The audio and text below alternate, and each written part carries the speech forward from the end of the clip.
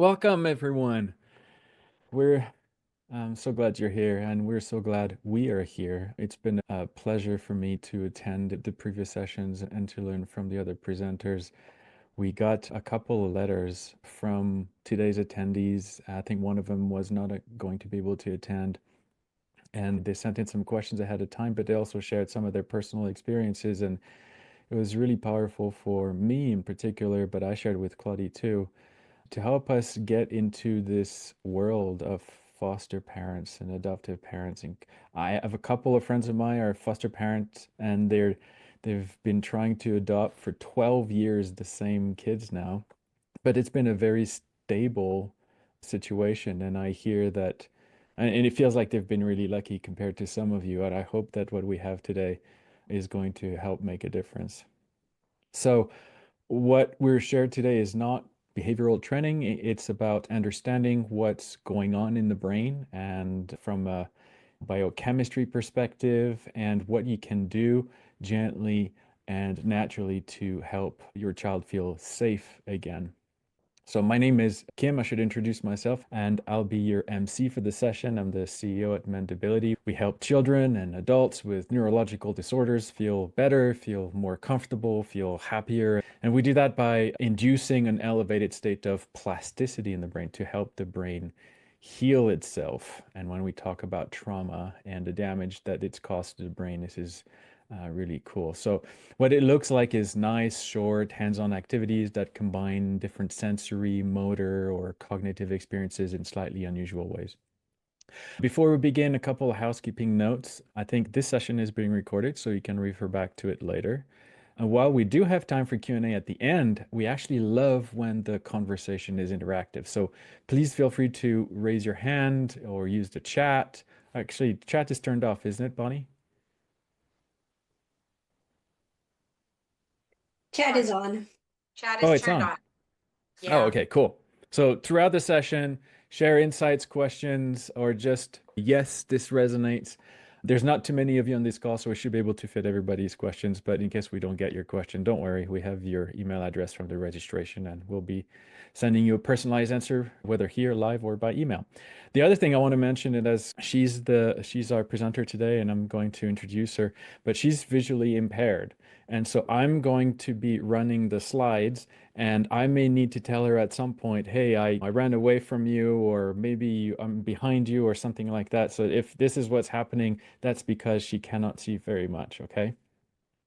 Okay, that's the roadmap. We're going to explore how the brain processes trust, why trauma blocks that process, and how we can repair it using environmental enrichment and, in particular, sensory motor enrichment.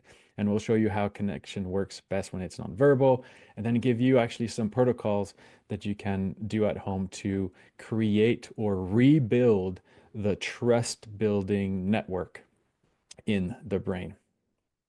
So Claudie, for those of you who don't know her, she's the visionary behind sensory enrichment therapy, which, like I said, is a powerful method of boosting brain development, and we use that to help the brains of children and adults. Claudie has worked as a consultant for some of the biggest names in the baby industry. She's published books on child development. She's developed award-winning child developmental toys.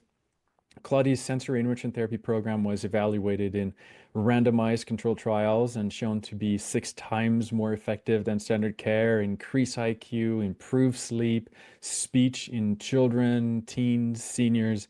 The most recent clinical trial was with dementia, and we're super excited about the results there. I think, Claudie, I'll give you the floor now and take it away. Thank you very much. I can see really well the title. If we could keep this font, that would work. So we want to try to be sensitive to the fact that not everybody is familiar with brain functions, but the fact is that everything we do, everything that we feel is transitioning through the brain or is starting in the brain. And that's why we wanted to talk about those functions. So what is being in a family? Trust in a family, right? You feel safe. You feel important. Everybody here in this house believes you're important. And of course, being connected with the people around you in the family. So it's all in the brain. Our brain has three main jobs, and everything that happens really is connected to one of them. Protection. An example is that I like to use when I do a live conference is imagine you're standing and you just lean towards the floor and you don't have your hands in front of you. You just pretend you're falling. At some point, one leg is going to come forward to prevent you from getting hurt. You did not plan it. The brain is taking care of you. Balance, it is the amount of fluid we have in our body. Our brain will make us thirsty by all kinds of mechanical things and learning and remembering. That's the experience of life. Everything starts in the brain, and we do believe that we can fix it because the brain is plastic and is always ready to change.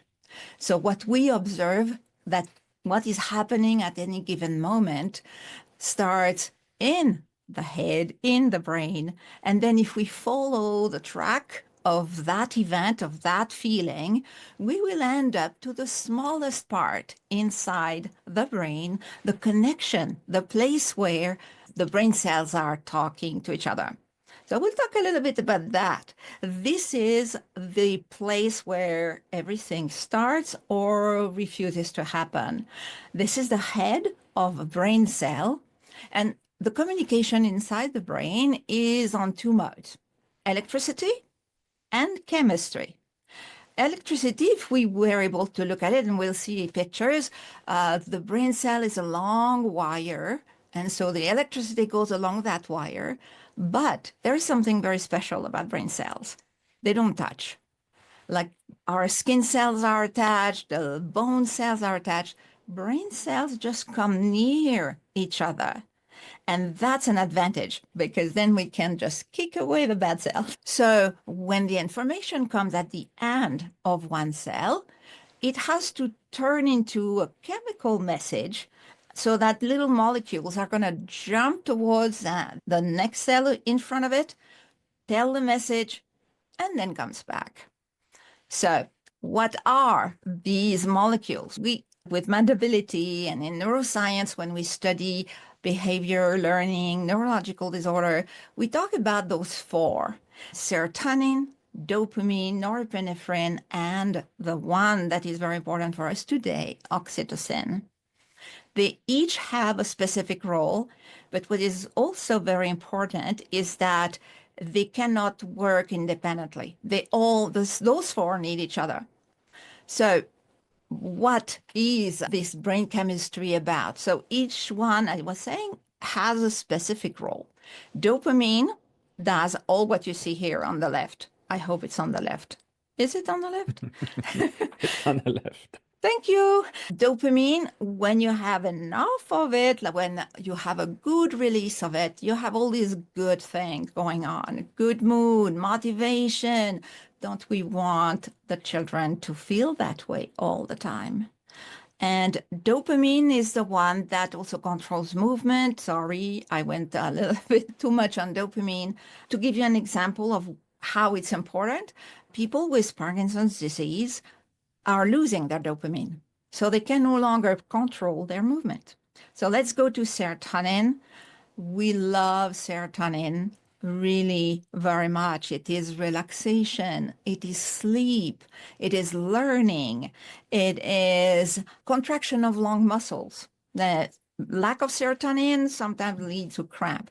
All of those wonderful things that we want for the children are ruled by serotonin. And unfortunately, we'll see it later, trauma wipes out serotonin.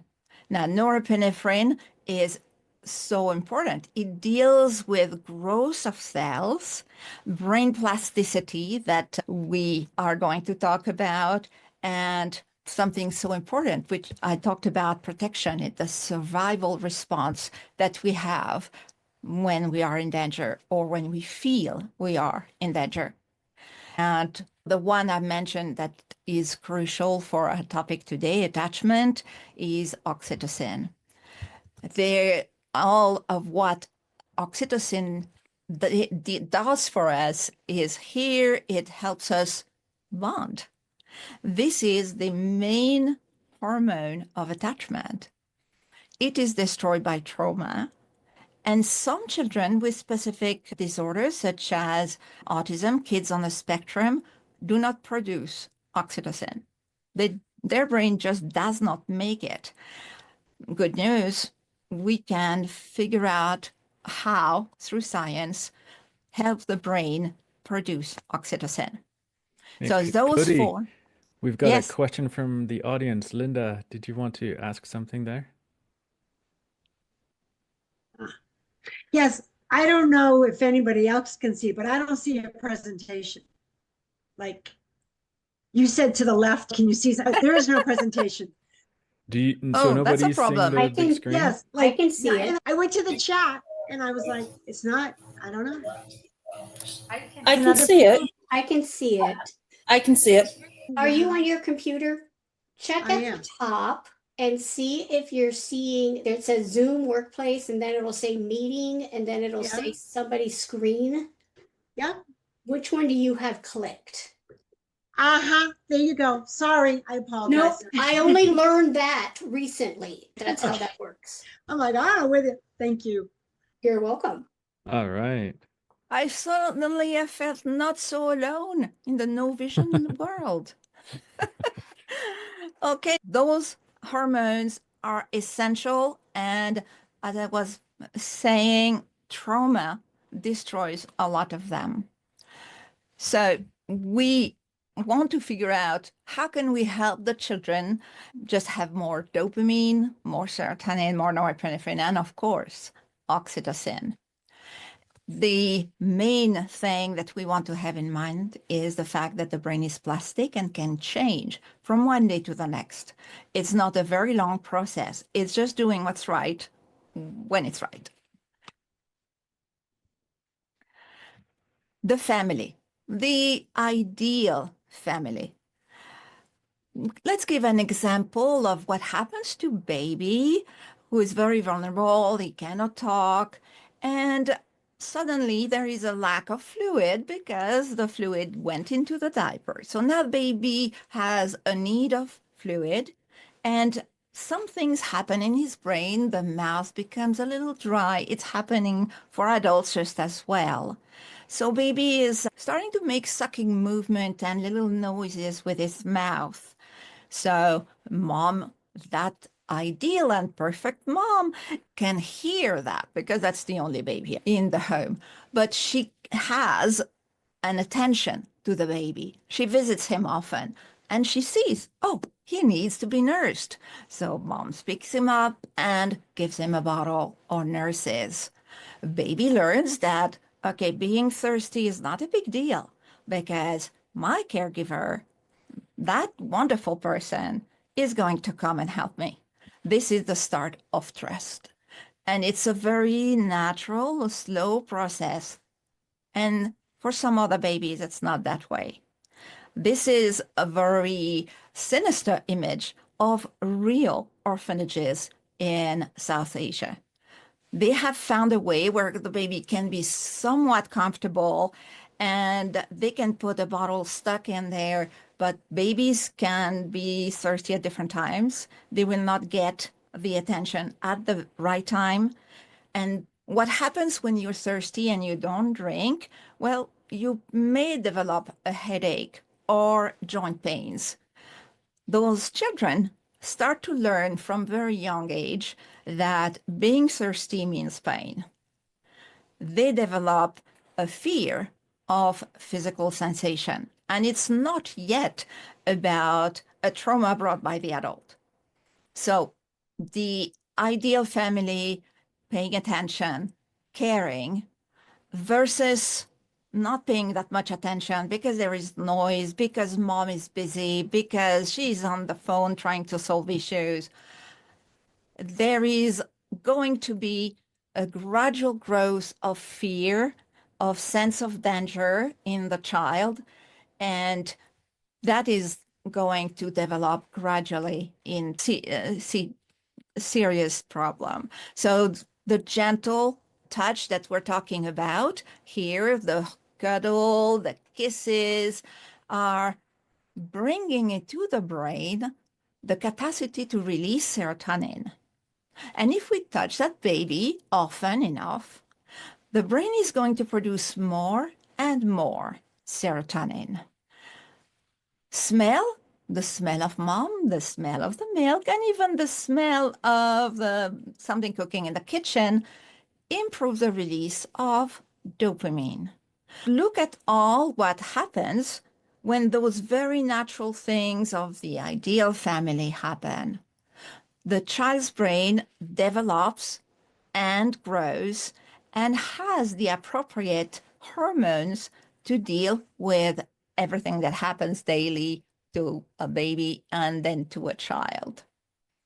Those, the list that you see here is the result.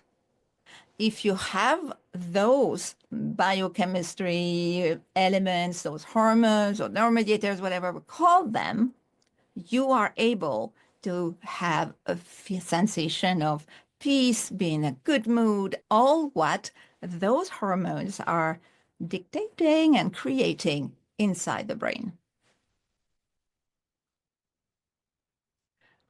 The opposite, of course, happens, but there has been research, and sometimes we like to ask the crowd. I'm going to give you the answer right away. How much time do we spend holding our babies on this continent? When I first saw the question, I did not do that research. I felt it's probably 7 hours a day. And I may have done that at some point with one of my 5 kids, or maybe with all of them.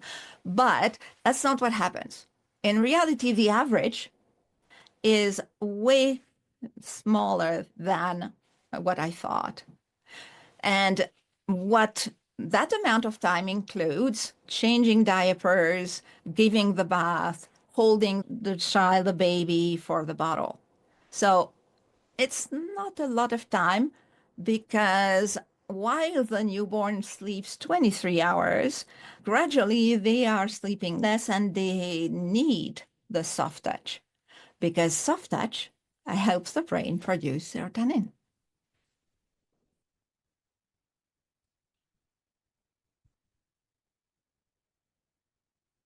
Like the pictures that we saw, the 2 pictures we saw were from places where there's really no parents. There are other countries, places around the world where babies are held all day, mainly because culturally, mom does not separate from the child, but these moms are very busy. They work in the field, they build homes with the family, they go shopping on the market. Babies is with mom. We could almost say 24 hours, because they also sleep near their mother. So those babies are extremely safe and trusting. They are able, I lived in some of those places and met very young children who are very confident when they are with adults. They know their needs will be answered. We go back to the topic, the main thing we want to talk about today. What is attachment? It's made of many things. And you see here, it is about feeling safe, knowing that your emotions are heard and recognized. It's knowing what people are feeling because you observe them. It is learning, and it is being able to respond to the emotional need of someone else. Very young children who know, my mom is sad. I want to cuddle my mom. So all of those elements of daily life of a person in a family are defining attachment. And each of those, again, is organized and made possible thanks to the hormones we were talking about, serotonin is almost the boss because it is ruling the function of of oxytocin and dopamine. And when you have serotonin and dopamine being released in the brain, it helps norepinephrine to be released more accurately. So we will see what we can do to help the children. So the beautiful cycle of trust, of attachment, that what happens in the brain, it starts with a cuddle. It starts with the bottle that is given at the right time. This allows the brain to produce sufficiently and release sufficiently the biochemistry that we're talking about, that the brain receives the proper stimulation, the appropriate stimulation, like a soft touch, then we are able to develop this attachment. And if you can see, it's like a cycle, a circle, and everything feeds the next. It cannot really be broken if we are working at balancing those elements. Now, the opposite is possible, unfortunately. And there is also a brain trauma cycle. The trauma is going to damage the functions of the brain. It's not just going to give you bad memory. It is going to increase your sensitivity to any stressor. It is going to deplete the biochemistry that you need for attachment. You are not going to be able to deal with sensory information that is around you. Some voices are going to be becoming extremely painful. And maybe you have one of those children who cover their ears when somebody in the family is talking or when a baby is crying. All this information becomes painful. And what in red means that those facts, those elements that happen in the trauma cycle destroy the hormones inside the brain. They are burnt out. How to rebuild? Because that's what we're talking about. We're talking about children who did not have the right setting to build a brain who feels safe and is able to attach. Well, we are simply going to prevent things from happening that would make things worse or solidify the trauma that happens. We do not force. And sometimes we feel that we're not forcing, we're just educating, we are teaching, but we are being repetitive on things that we want.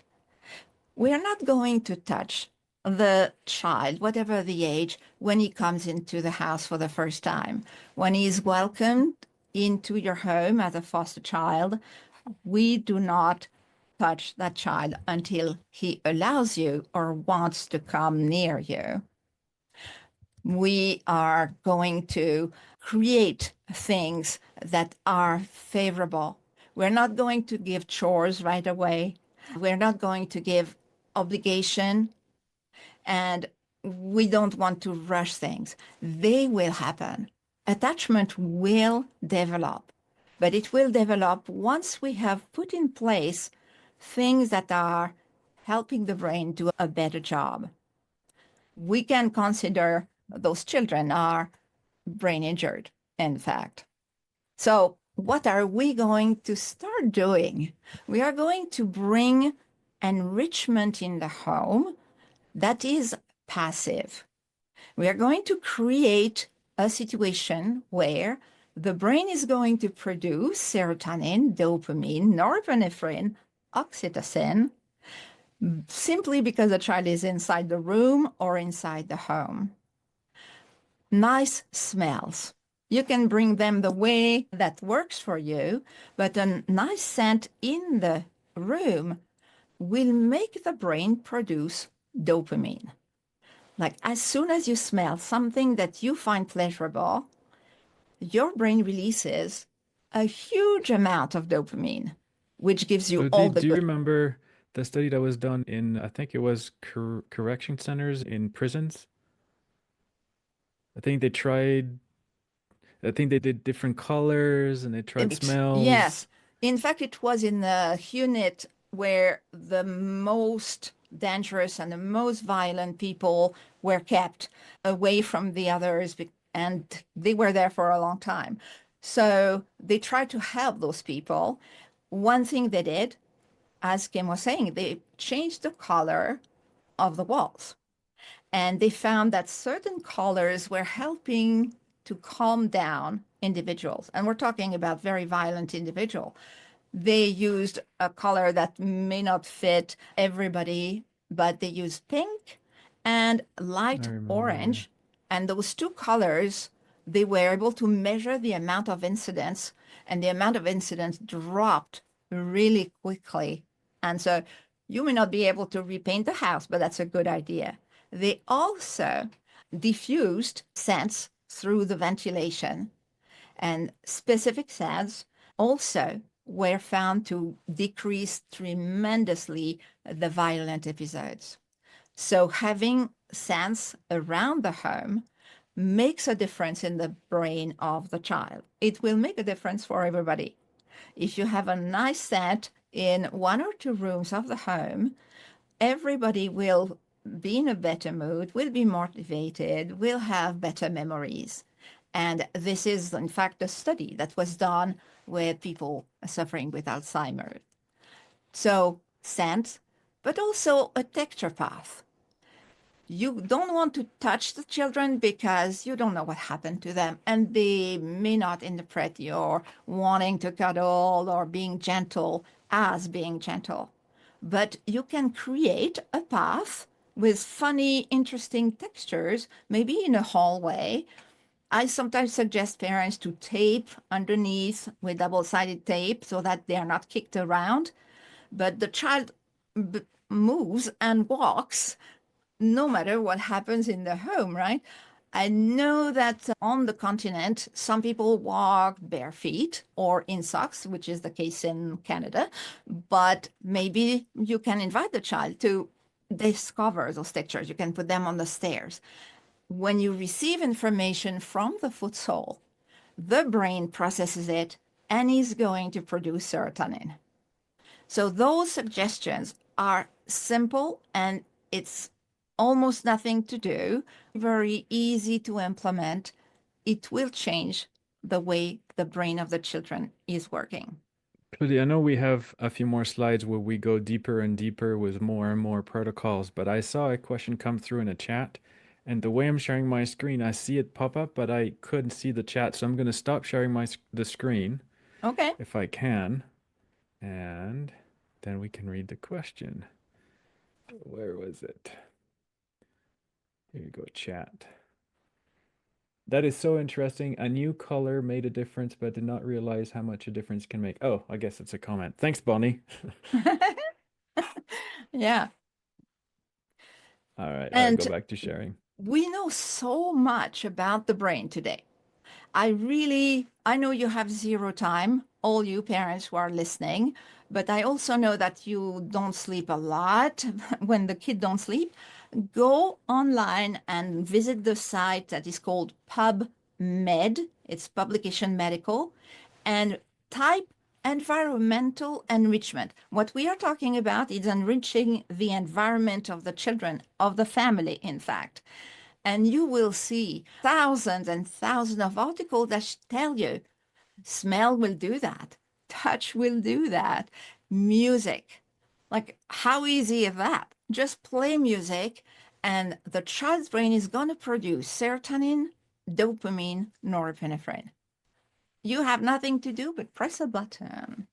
So these are the easy ones. So little thing that you can do, very small things. Once the child has started to feel the world in the most pleasant way with those nice scents and the music, the textures, set up routines. They will have to happen. Everybody goes to bed. I'm not saying everybody sleeps. However, using the bedtime routine will lead to improved sleep.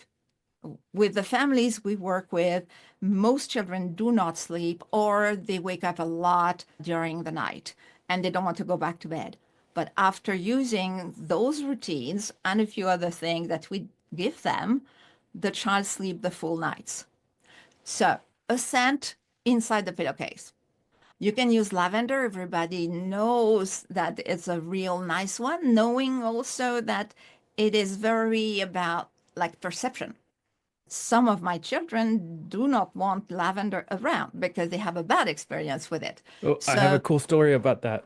yes, Well, go not for about it. us, but the scientist who discovered the influence of smell on the release and regulation of dopamine in the brain and changes in behavior and learning. He was contracted by the Department of Defense to find the ultimate smell weapon. They wanted to see if they could release something so foul that everybody would just stop fighting and run away. And they couldn't because they found that no matter how bad the smell, there would always be some people who thought that reminded them of something nice. And so there's no, and then they did more and more studies, but they found that everybody's response to all smells is unique. There Yeah. isn't a thing that lavender is not universally relaxing for everybody. Mm. Maybe it does for lots of people, but it's not universal. And it could be a trigger for some of the kids too. So be careful what smells you use. And I would suggest another one that may be positive for most, which is vanilla, because most families have vanilla extract in the kitchen, a drop on a cotton ball inside the pillow, and the sleep is going to start to improve because we keep producing dopamine during sleep. So, smell, dopamine, the child is doing better in the morning. We want also, once the child allows, play music at bedtime. It doesn't need to be, I call it elevator music, but music as the child is falling asleep. Remember, serotonin, dopamine. We want it. And it's not maybe, for sure, the children will produce serotonin and dopamine thanks to music. Go to PubMed to check this out. And read to them. You cannot always talk to those children who suffered trauma, and they don't want to be spoken to very often. That's why psychology therapy doesn't really work with children with trauma. Words don't work that way for them. But reading nice and fun stories, not reading a picture book for babies, reading a real story, a fairy tale, The Little Prince, my favorite book, read for a few minutes. The voice is helping the production of serotonin in that context where you're not talking to the child, but you are telling. And reading stories has wonderful virtues. That's one routine. The second one is the bath time. If the child is very small and you are bathing that little person, there is one thing that I want to suggest that is probably different from what everybody is doing typically, which is put the towel in the dryer or in the sunshine if you have that available to wrap the child inside a warm towel when it gets out of the bathtub and instead of briskly wiping. We lose serotonin when we come out of the bath or the shower because of the difference of temperature. I don't want to go too much in detail with that, but if you wrap the child and maybe lay him on the rug in the bathroom, and if allowed, give a little foot massage, the child dries, but is not exposed to the change of temperature.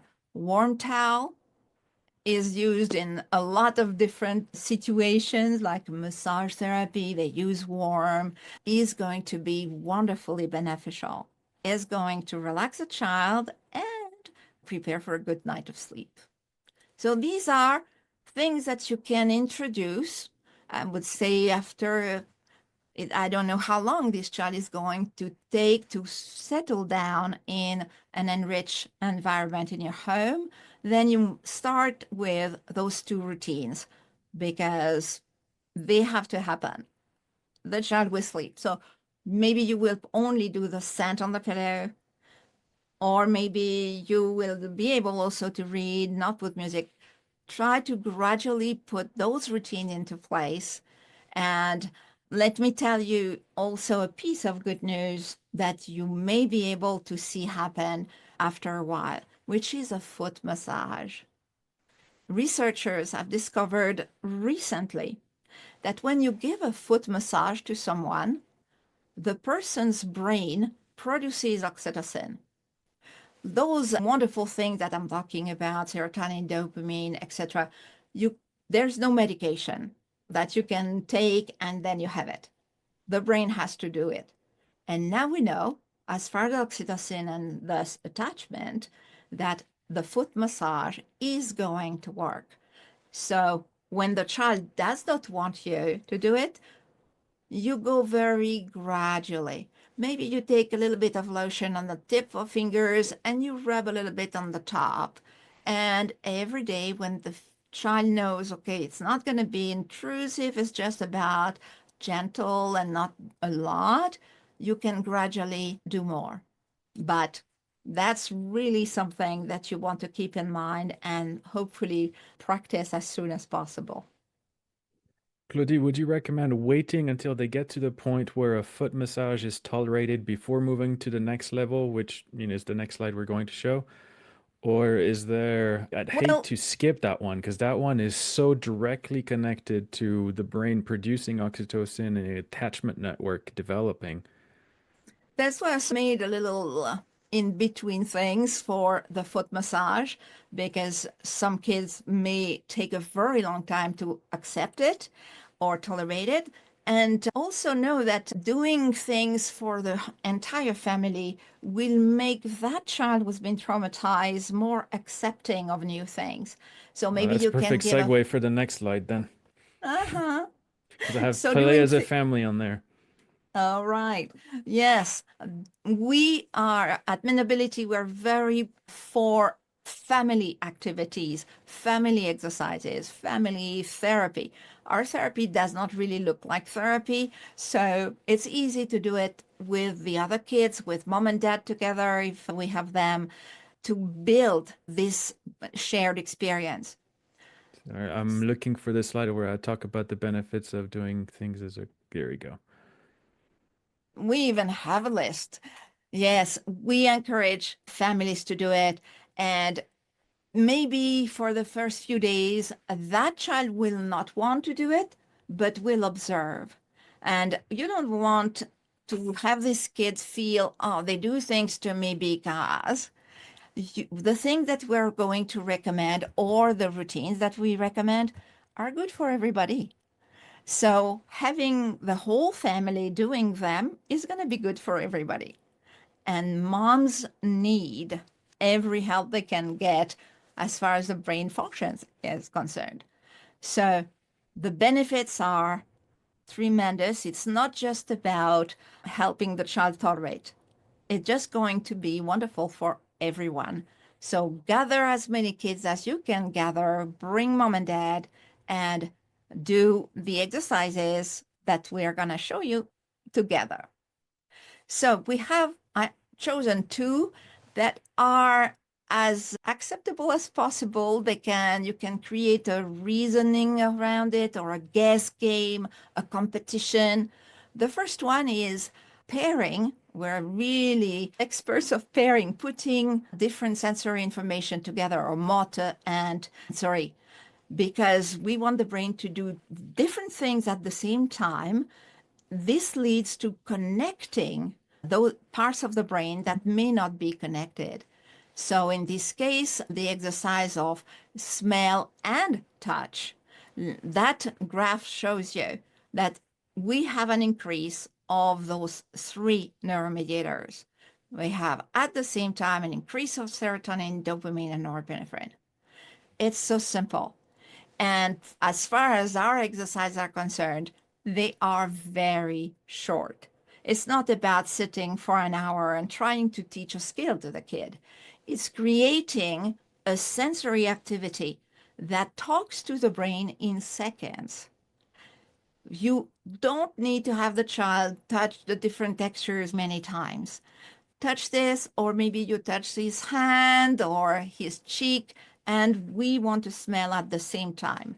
Those two create brand new connection inside the brain between the sense of smell and the sense of touch. They are not connected naturally. Even most of you do not have connections between those two.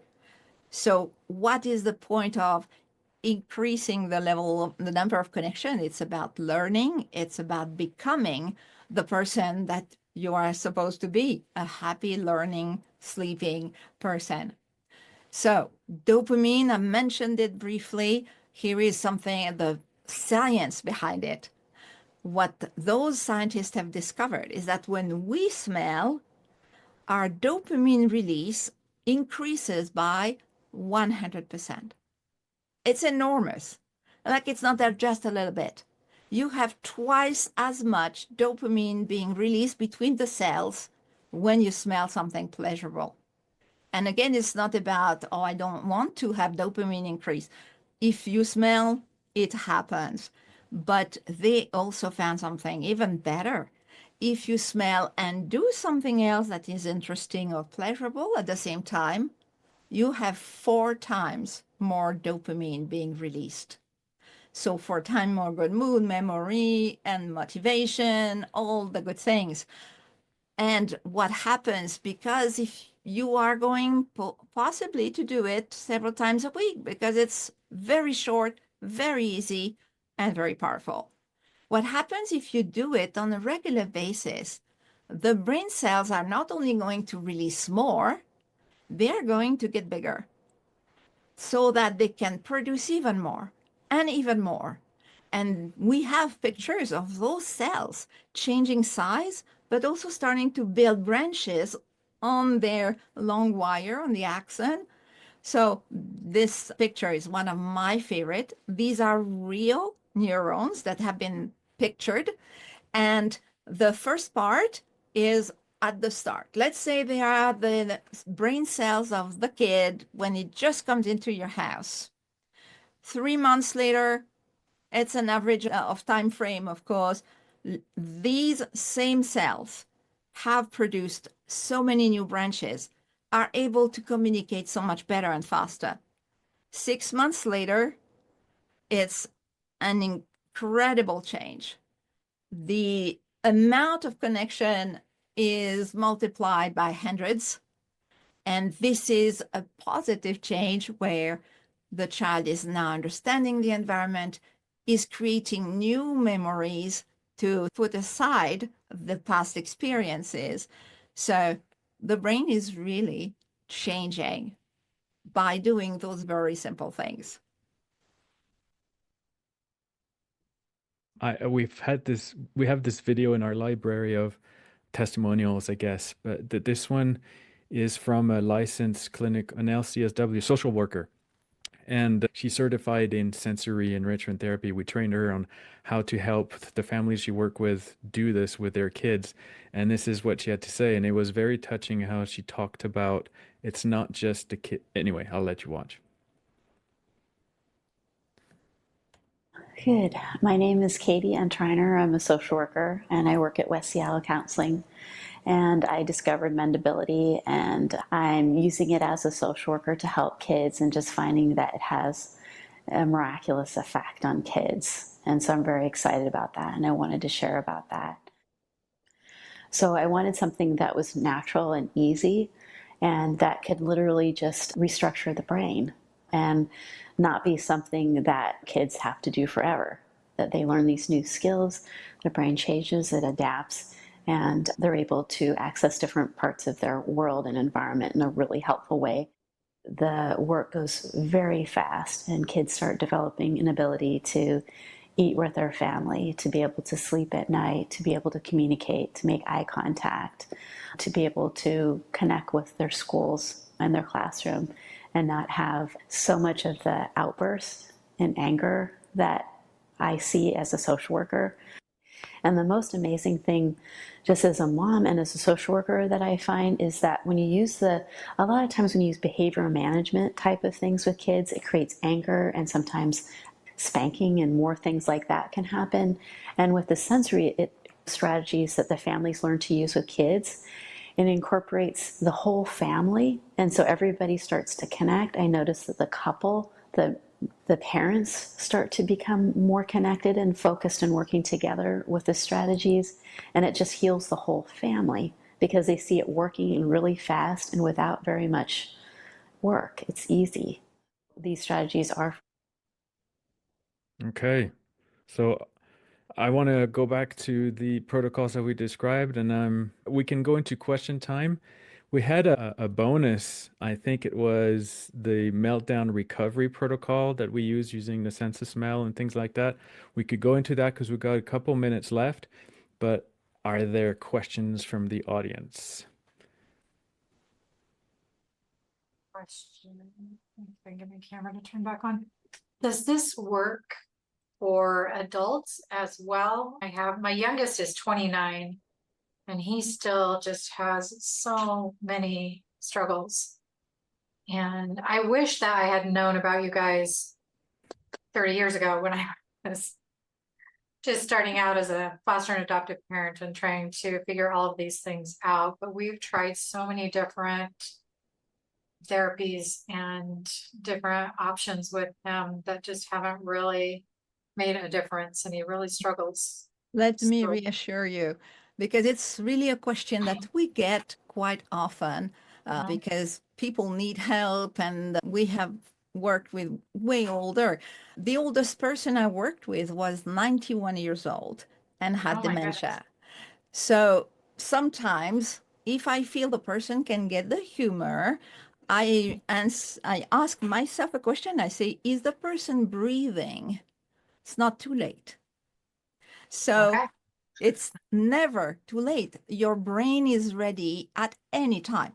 Like I said, the gentleman who was 91, I had the lady was 86 with Parkinson's disease. So it's not about age. It's about you bring your brain, we'll do the enrichment, and the brain will change, because that's how we are. Humans is our brain is ready and we have a lot of space. Don't worry about it. It's well organized in there. We can expand our brain as long as we live. Thank you very much. I appreciate that. And then can I ask one more question in regards to, like, in the beginning with the infant and the constant touch and comforting and all of that?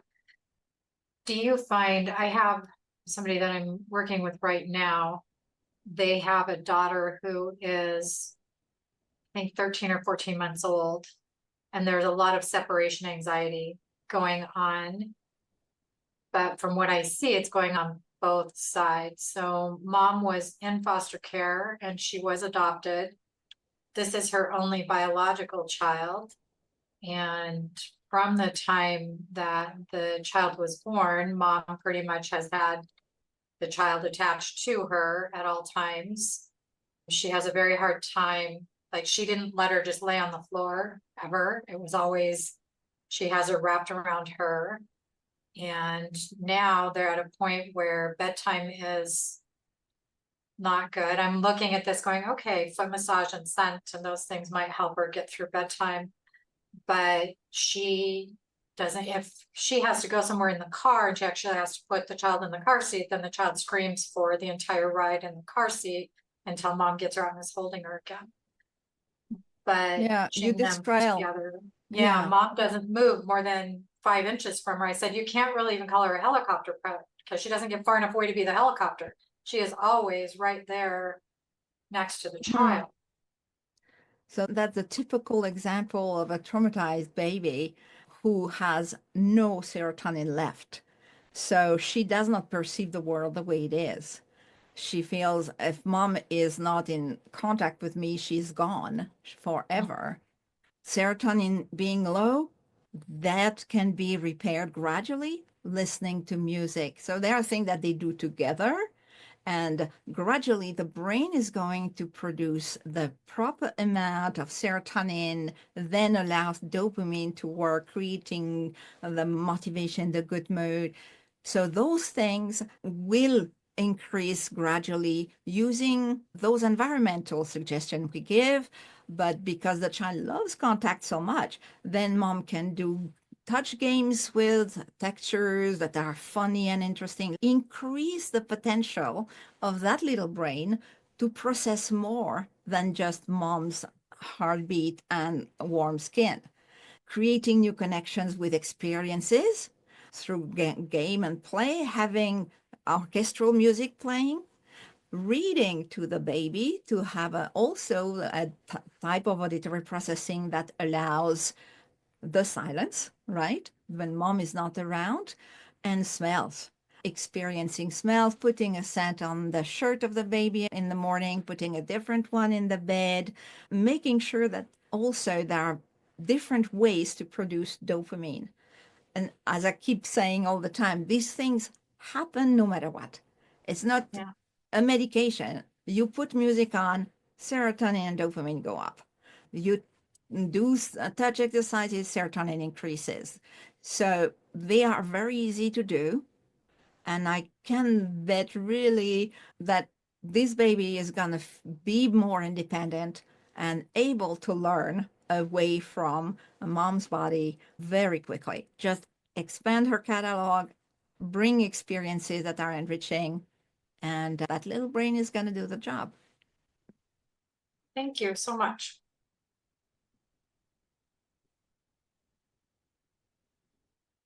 Okay, we've got a couple minutes. We could do the meltdown recovery protocol. It literally takes that long. Well, Kim, you had a question that we got by mail.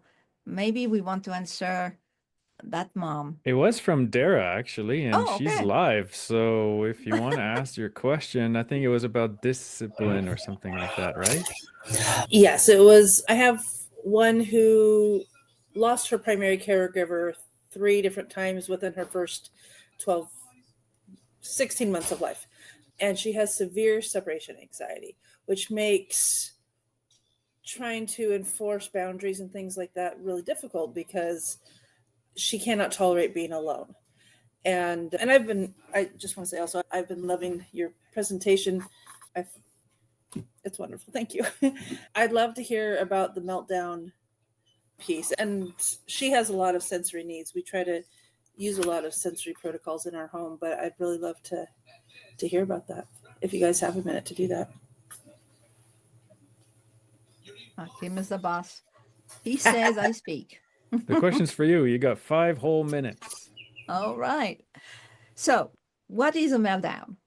It is an overwhelming situation.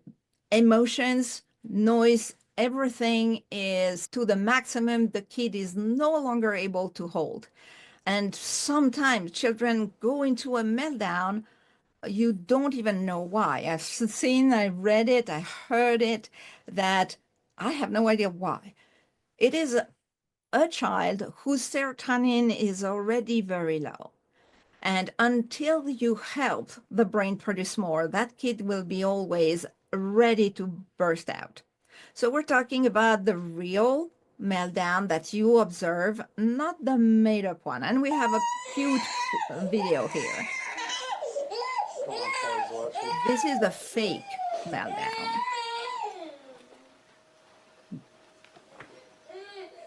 No public, no show.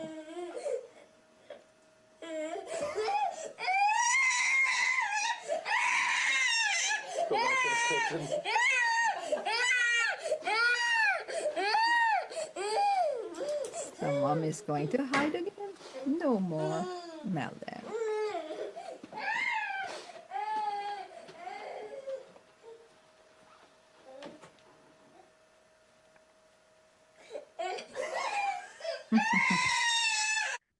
Yeah, sometimes we need to have a little smile. Meltdowns, the real ones, are not at all making anybody smile. So it's a storm inside the brain that involves the amygdala, the rage area of the brain. This is where all the excess happened.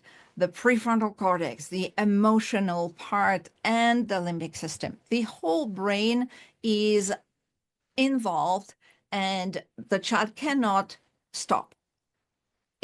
That child will scream and roll on the floor until exhaustion. So what we want to do and you cannot talk the child out of a meltdown. That does not exist. So we have the secret that I'm going to reveal to you to stop the meltdown in 5 seconds. And you need those two elements that are so complicated. You need ice or an ice pack or something very cold, a bottle of water if you are at the shopping mall, and the scent of strawberry. We show the fruit here because it's cute, but really you want, ourselves, we use food flavoring on a cotton ball. We use first the power of smell. Smell, I told you, increases the production of dopamine, so instantly restores good mood and gradually settles. It was found recently, look at the amygdala, the direction of the arrow of the smell, that the scent of strawberry travels the fastest of all smells that we can use to the amygdala and settles the activity in the amygdala. So the rage, poof, is gone and is replaced by feeling good. The power of smell is tremendous. You use it. Sometimes it's enough. Sometimes it's not. So we can use the second element, that is the ice cold. Why do we use ice cold and how? Well, to know that when we get into contact with ice cold, simply holding an ice pack in our hands, that would be a good way to do it, and only for 2 seconds, very important, the brain is going to stop everything that was disorganized, and all the rage and the feelings that whatever was going on is poof, instantly calm, because the brain needs to save our lives. As humans, we have a reflex to fight ice cold, because if we are not taken off the ice cold situation, we die. That's what happens to us. So we have this reflex of being ready to run away or to protect ourselves. Being in contact with ice cold for only 2 seconds will calm the overactivity inside the brain. So you pair the two, the contact of ice cold on the feet or on the hand, don't go anywhere else, that would be too much. And at the same time, having the scent under the child's nose, you are done with the meltdown. And it costs really nothing at all. I mean, obviously, asking the kid to ask an ice pack when he's having a meltdown might not be the cleverest strategy, but maybe asking them, hey, can you hold this for a second? Mommy needs to go get something. Maybe, I don't know. But in schools, what they do is they put the strawberry or the vanilla in a spray bottle and they spray it above the kid. And as the droplets settle, then it goes in, and so you don't have to force a smell this. I know you're already angry and you hate me and the rest of the world, but smell this anyway. That's not going to work either. And it's time, we're a minute over. So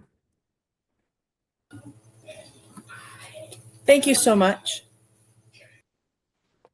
I think you're okay, Kim, if you have anything else that you need to share. Sharon, are you okay if they take a couple more that minutes? was it. That was it. I Okay. have a video of a special ed teacher that shares her experience, and it's a very consistent story, and it's so consistent. And we've got teachers in 3 different continents, and they say the same thing.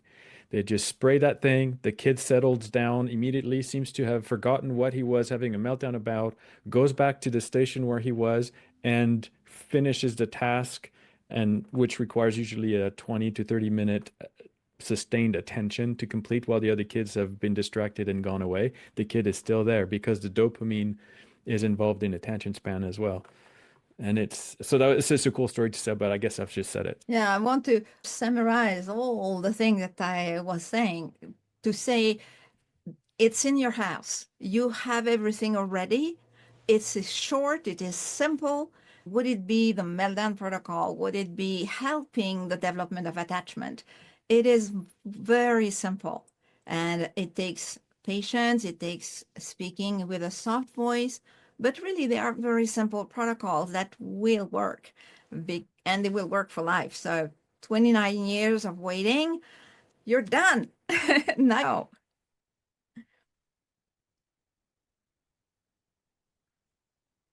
Thank you both so very much. That was very insightful and informative and very helpful. I learned a lot, both for myself, for my own kids, but also things that I can incorporate into my practice and helping the parents that I coach. So I greatly appreciate you being here and sharing all of that.